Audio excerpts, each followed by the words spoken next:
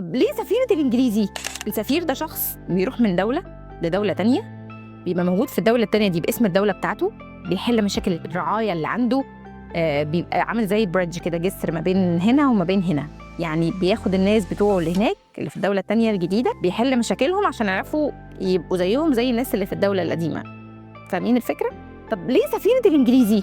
وأنا بتعلم إنجلش I suffered a lot. أنا عانيت كتير وتعبت وواجهت مشاكل وحصلت معايا حاجات بغض النظر عن تفاصيلها بقى أحكي لكم بعدين يعني لما أشوفكم تاني إن شاء الله.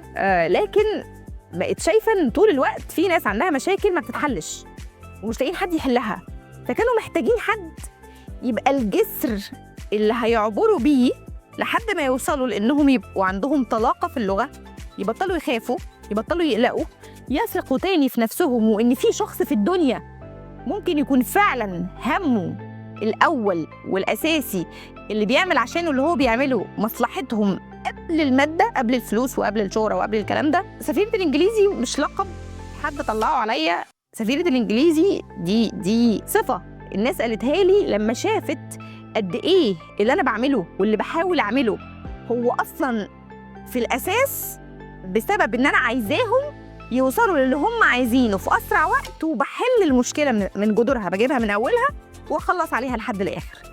وده السبب اللي خلاني بدأت شغلي من الأول، وده السبب اللي مخليني مكملة لحد دلوقتي، إن أنا شايفاكم تحت مسؤوليتي ورعايتي. أنا عاوزة أخدكم وأعبر بيكم وأوصلكم للي أنتوا عايزينه في أسرع وقت من أقصر طريق بأحسن شكل.